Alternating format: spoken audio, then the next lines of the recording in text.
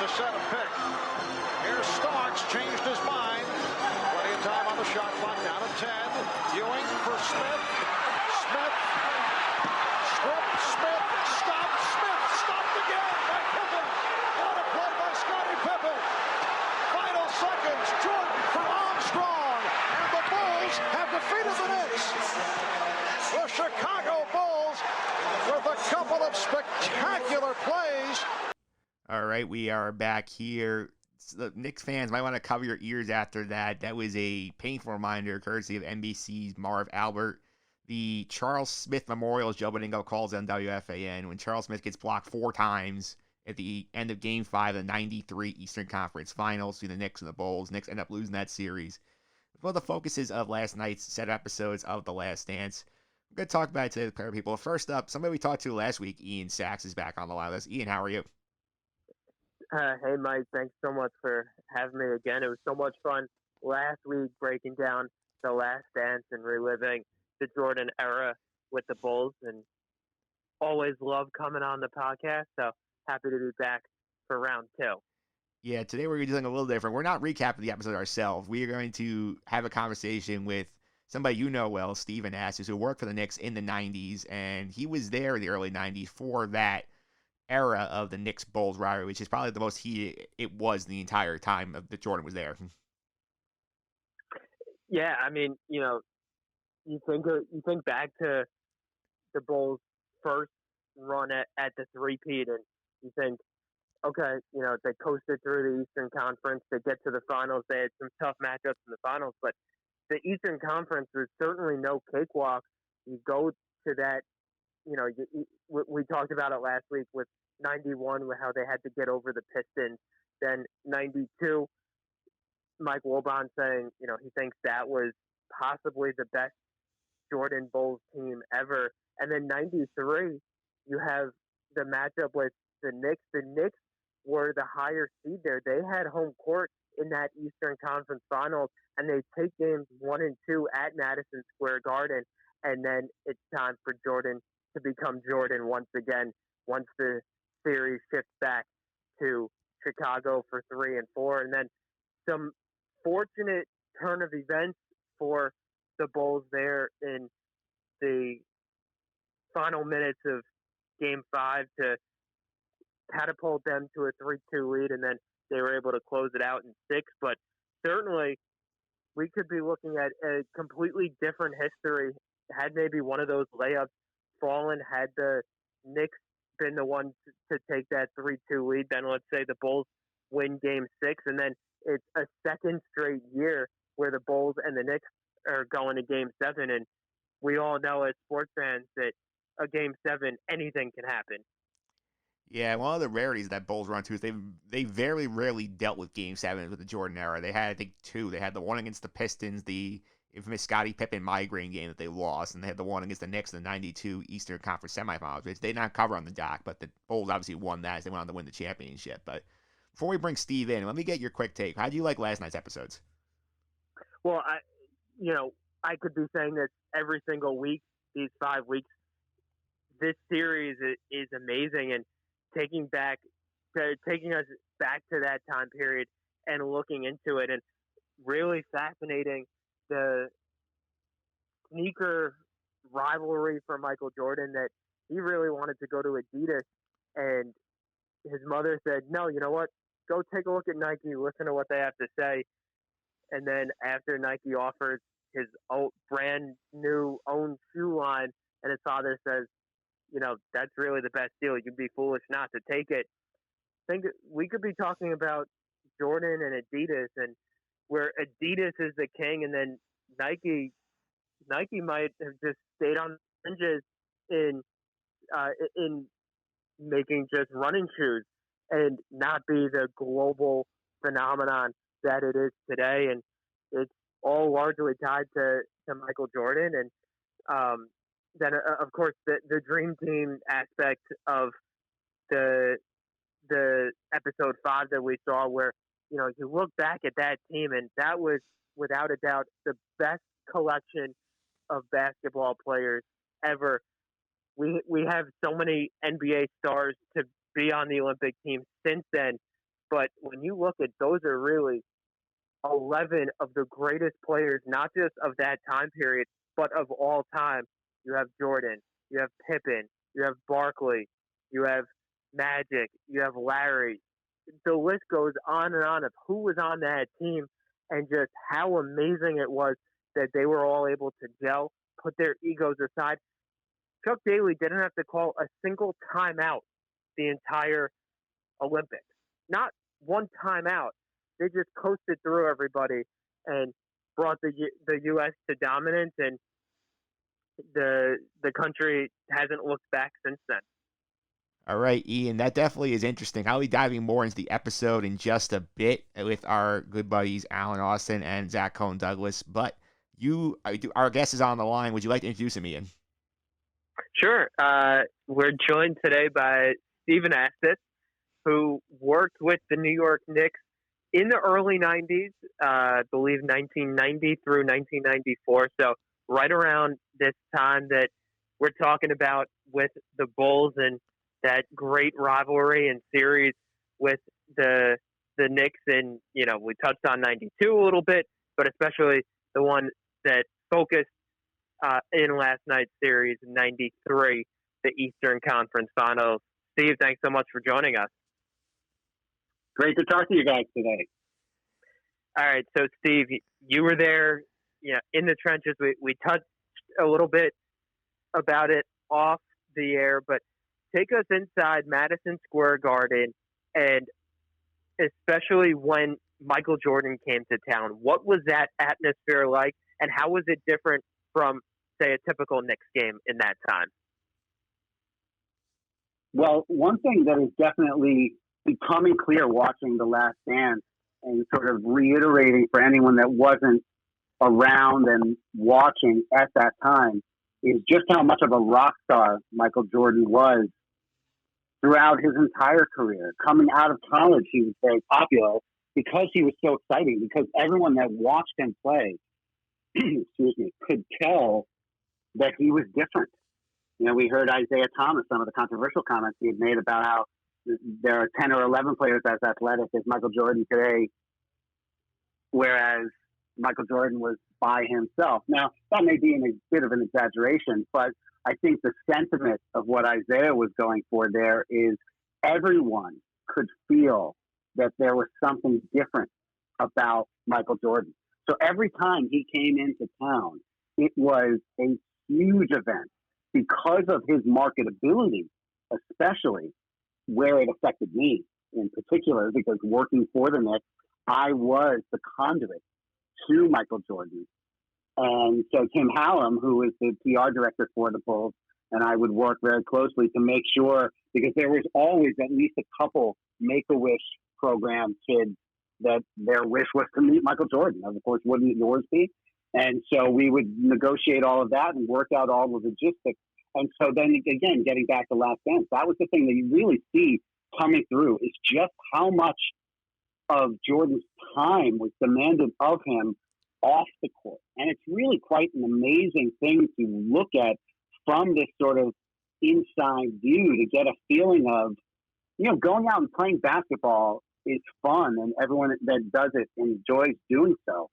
Try and imagine performing at the level that they performed with all the other things that were going on around them, from ticket requests to charitable and philanthropic endeavors to, a sick child that you had to meet for the first time and make him feel special because you wanted to. He was really very giving of his time, which was so incredible, considering how acutely I knew how much of his time was being taken up with all these different things. It just seems so easy to say, you know what, I don't have it in me today, guys. Can you just not do it? But that belies his philosophy, which we've all heard several times over, which this day, this moment right now, when I'm walking from the hotel to the bus, when I'm walking from the bus to the arena, whatever the case may be, that might be the only time this person has ever laid eyes on me or will ever lay eyes on me. So I have to be looking my best and behaving my best, because that is who I am. Yeah, I definitely noticed that during the documentary last night when they talked about how the demand around him was so huge, and they had that montage where they had all the celebrities who wanted to see him play. And we know that MSG is usually a mecca for like all these celebrities come out and sit on the courtside seat, sit like baseline to see the stars. But I can only imagine how much that the man must have hyped up for whenever Jordan was in town. So two things related to that, Mike, which are really interesting, and no one would know because I'm sort of the only person. Well, in one case, there are like 6 or 7 of us that know. So the MSG network was an early regional sports network. Not every city had one, right? But MSG did for many, many years. So we were a little bit ahead of the curve in trying to come up with innovative ideas and things to do. And so one of the things that the network coordinated through me was we played the Knicks. I think this was the spring or just the winter of '91. We were playing the Bulls in the Garden, and it was Valentine's Day. And so we arranged a photo shoot or a little video shoot for Jordan to have a Valentine's Day greeting. And they got every one of the most beautiful executive assistants and secretaries and just people that worked in the network. Actually, someone I dated briefly who was a very attractive woman worked for the network. And they put them all in these sexy outfits and had them sort of, what would you call it, just sort of hanging off of Michael on a bed of roses in the team's hotel where he sat there and delivered a Valentine's greeting, which is just kind of crazy when you think about it. Wow. I did not know that. And I think that plays to the different time that it was compared to today. And we talk so much about the difference in terms of the game, about how inside the lines it was so much more physical and with the hand checking, and that, today people discuss what Jordan would score if he was playing in today's time. But that really goes back to the different era culturally, where it was such a different time period. Yeah, and I've been watching some of the coverage of The Last Dance, and I believe Jalen Rose was the one making the point that you could very easily, when removing the hand checking, you could very easily give Jordan another basket per quarter and then send him to the line one more time per quarter, whether it's a 1-on-1 or for 2 free throws. And then that's not even factoring in the fact that they weren't taking, we saw him make 6 3-pointers in the first half against the Blazers. But first of all, that was such an anomaly. He even shrugged. That's why it's such a famous shrug of the shoulders, is to say it was as much Clyde Drexler can't guard me as it was even I can't believe that I did this, because he just didn't shoot 3-pointers that much. But if you account for him going for even 1 or 2 more 3-pointers per game, there's another 2 or 3 points, depending on how you distribute it. He could easily have scored another 10 or 15 points a game without really changing much about his game. Yeah, it's pretty crazy. I mean, we talked about, we saw in the documentary last night. I mean, Patrick Ewing basically said in that series it wasn't a foul unless you drew blood in those games, and that whole mentality. I mean, it just felt like the rivalry. Like the beginning, we had the Pistons and the Bulls. Now we heard several people say last night, now it's the Knicks and the Bulls, and I feel like, was there a mentality in the organization where it's like, we want to be the next big thing. We can take the Bulls down and become the NBA superpower. Well, and the interesting thing about that, Mike, is if you look closely, you can see a very direct line from the Pistons' Jordan rules to Riley's tactics for how to stop Jordan. And the only difference there was the animosity. Now, you saw Ewing last night say, we hated them and they hated us. But I can tell you firsthand, they were very friendly. Oakley is still to this day one of Jordan's very best friends.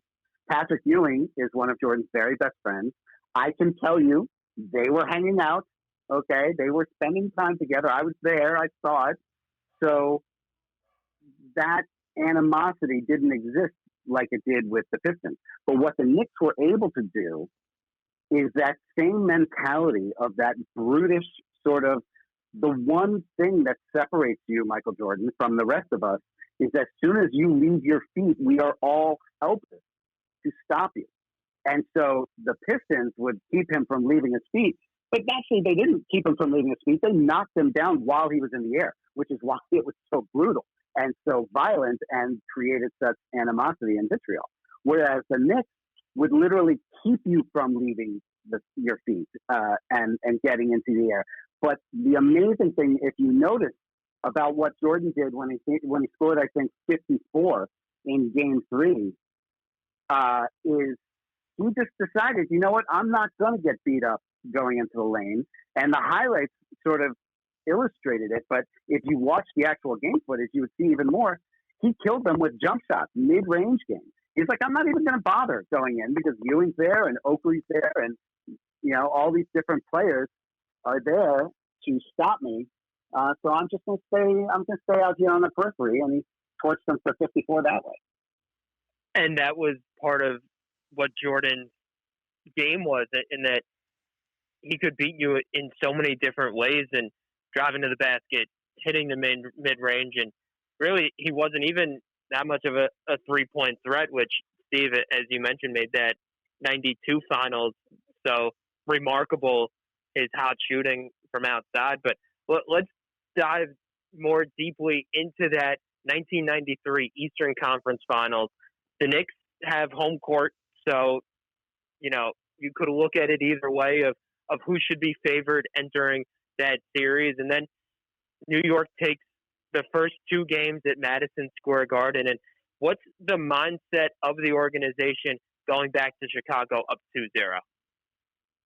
I mean, you know, even if you back up before that, they demolished the Nets with Kenny Anderson and Derek Coleman. Derek Coleman, one of the most talented power forwards in the history of the NBA, and they just dismantled that team. And then they just steamrolled the Pacers. You know, everyone was walking around thinking, this is it. This is the year. And then to go up 1-0, everyone was very calm and, you know, well, of course, everyone was excited, but thinking, okay, this is Michael Jordan. This is the Bulls. You gotta keep your foot on the pedal and step on their throat, to borrow a couple of phrases and cliches.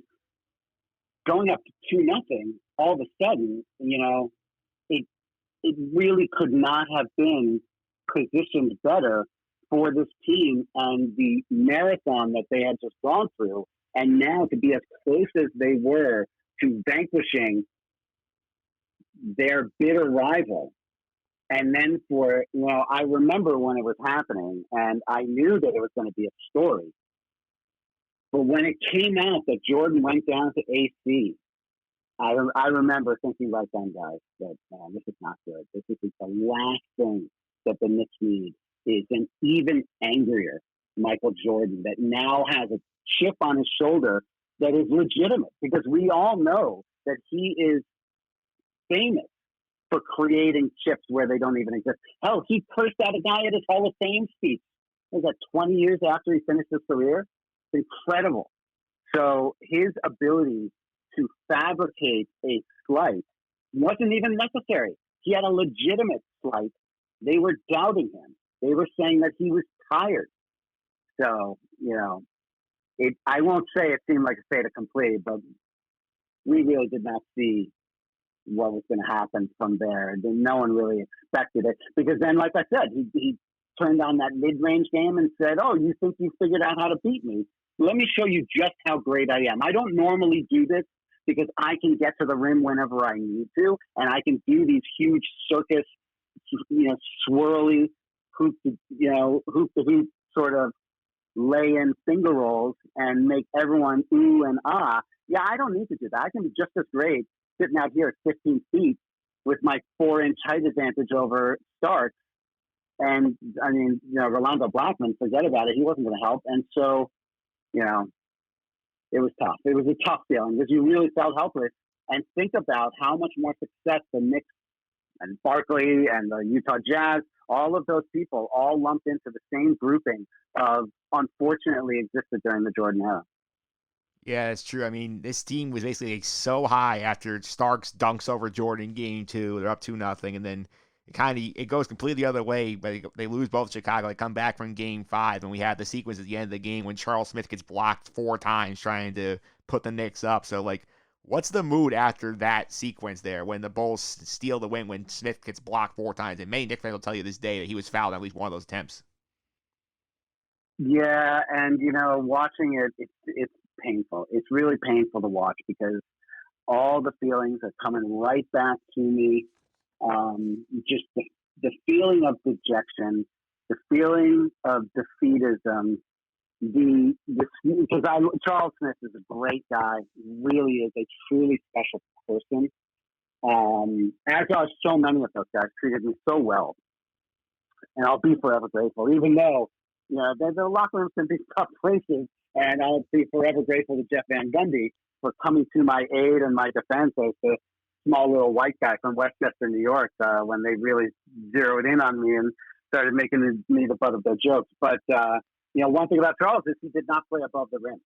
And we all knew it, and we always felt it. Yeah, he had those two-handed sort of gorilla Shaq-like slam dunks there where he would swing on the rim, but he would never elevate and throw it down, which was mystifying because, like, I could dunk a volleyball, and I'm like 11 inches shorter than the guy. So you would think all he has to do is elevate and put it in. But watching that replay again, first of all, Stacey King committed a blocking foul on Ewing.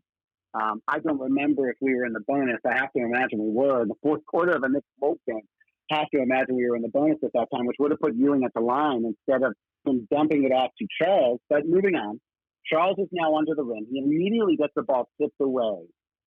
That one was probably the one that could have been closest to a foul, because if you examine the other ones, they really get all ball every time, because the one time where they didn't get all balls, he didn't actually have the ball. He lost it. That was the one where he goes back up, but he doesn't have possession. And so he has to go back down, even though there's contact at that point, but they weren't going to bail him out because he didn't have the ball in his hand.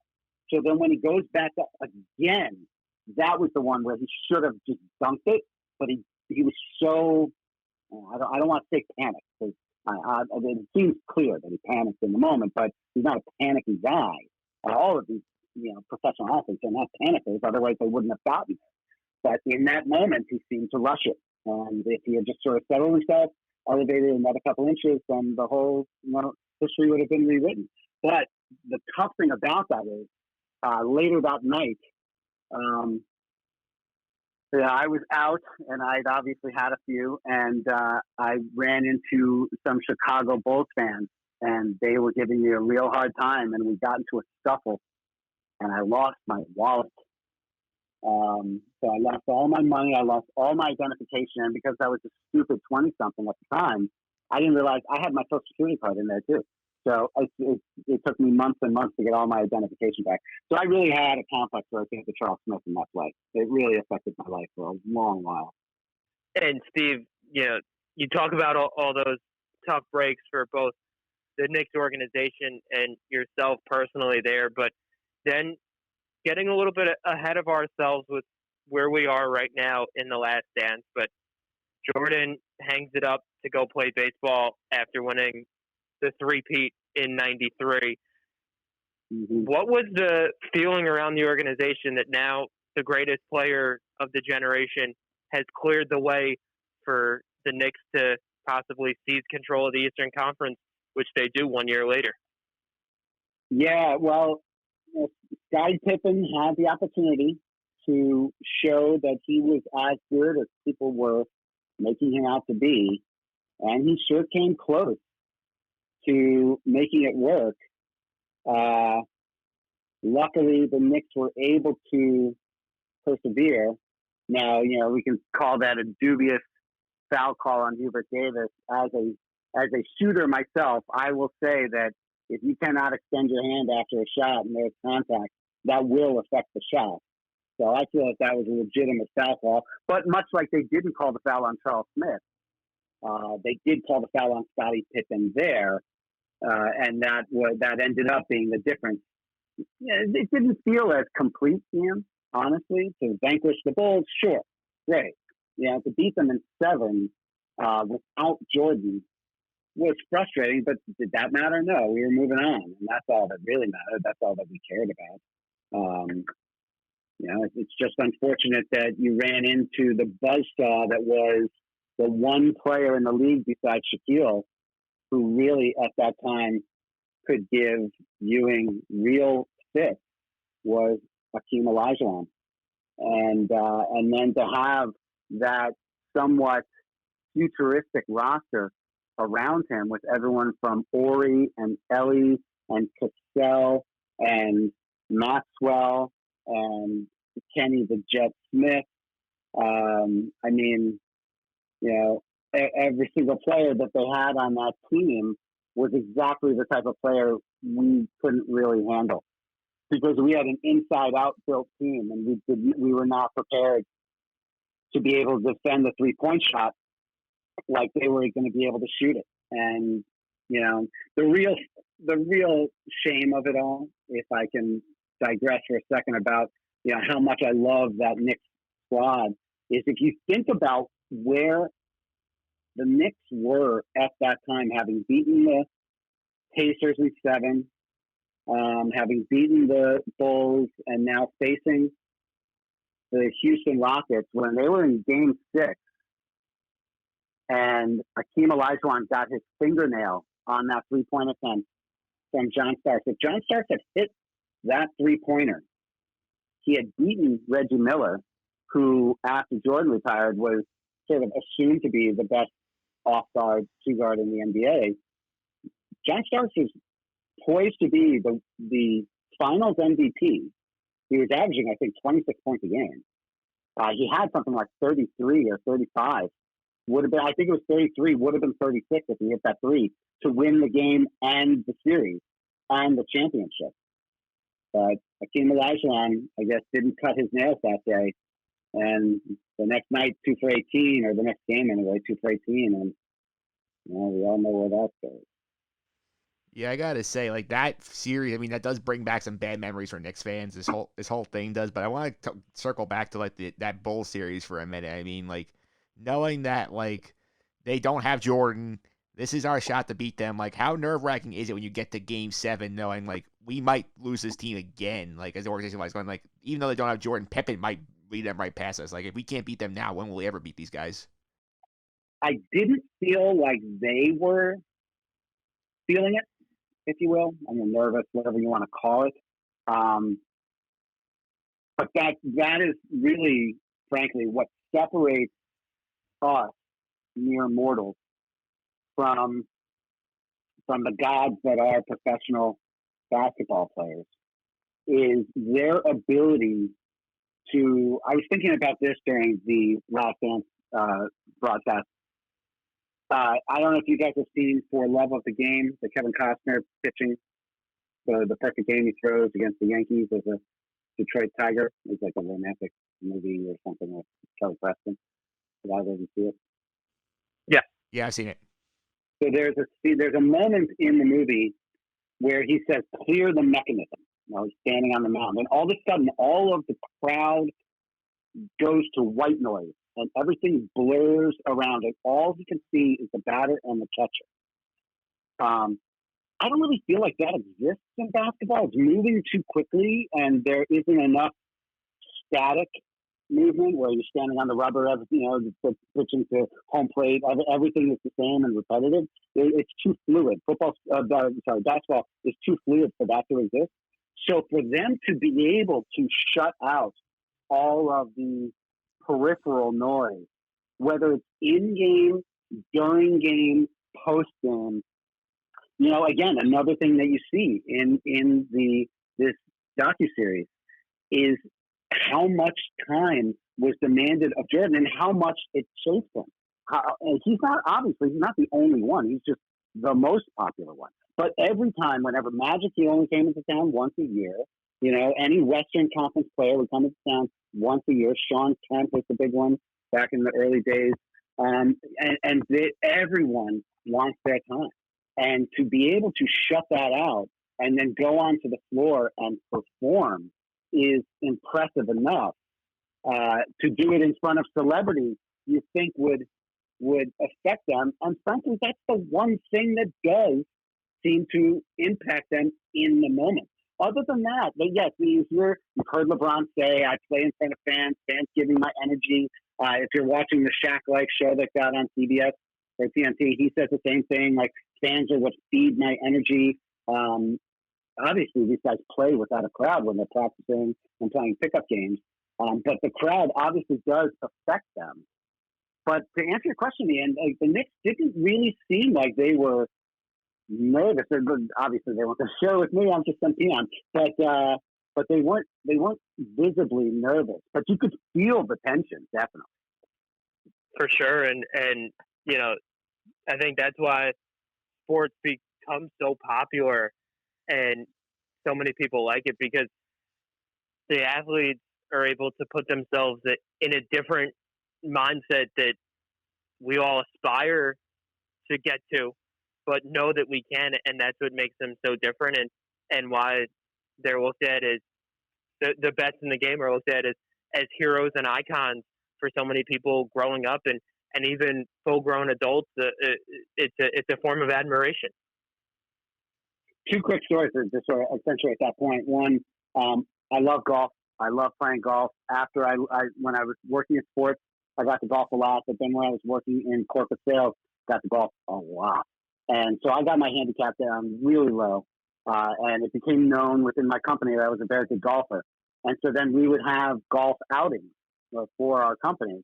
And they would put me as the A golfer of the group. And then I would be in the first group to tee off because everyone wanted to watch me play. And I am a decent golfer, toot, all right? I toot my own horn. I'm a pretty good golfer. You put me in front of a crowd and put me on the tee, the chances that ball's going down the center of the fairway is like 1 in 100. I mean, I would blast that thing into the woods. I would hit a worm burn, whatever the case may be. Performing in front of a crowd is a different thing than performing on your own. John Elway actually said at one of those celebrity golf tour events that was broadcast on TV in Lake Tahoe, he said, I've won Super Bowls. I'm in the Hall of Fame. Nothing compares to standing over a 5-foot putt that matters with TV cameras on you. So, even they can feel the pressure in a situation that they're not comfortable. But that gets into Malcolm Gladwell's 10,000 hours. When you've done it enough, so many times that it's second nature, that's how you're able to see Michael Jordan smirk at the guy on the, standing in the lane as he's at the free throw line, and then he gives a little grin and then closes his eyes and swishes a free throw. How? Because he's taken 10 million of those things before that day, and so it was no big deal to him. Yeah, this is my last question for you. I mean, like, obviously you were at the Garden with the Knicks for 5 years. You saw Jordan come in a bunch of times. Like what was your favorite, like, Jordan memory? Like, what, like, is there one particular game or, like, moment where you saw him do something you're like, wow, I've never seen a player do something like this in my life? Well, you can't actually see me because I'm standing behind someone, but I am Jordan's favorite dunk of all time over Ewing, where he fakes out Starks and then goes back sideline and then spins back baseline, and Oakley sort of shoves Starks to the ground as he goes around Oakley and then dunks on Ewing. I was standing right there watching that. Like, I could not have been closer unless I was on the floor myself. So that moment, that was the first year I was with the team. We lost to the Bulls in the playoffs, and watching him dunk on Ewing, who was such a hero of mine. That's when, from that moment on, I'm like, all right, I may hate Jordan and the Bulls, but I love MJ. I mean, this guy is just incredible. Yeah, he definitely is. And I want to thank both of you guys for coming on today, having this conversation. It's definitely a lot of fun. You get a chance to plug your social medias. Ian, you want to go first? Sure, Mike. First off, thanks so much for having me on once again, and look forward to coming on again. You can find me on Instagram and Twitter at Ian R. Sachs. It's at IANRSACKS. All right, that's awesome. Steve, how about you if people want to keep up with you on social media? Yeah, sure. You can follow me on Twitter at Steve Anastas. That's ANASTAS. at Steve Anastas. All right. Thank you both, guys. That was a fun conversation. I'm going to dive into the episode next with Alan Austin, Zach Cohn. We'll do the full recap right after this.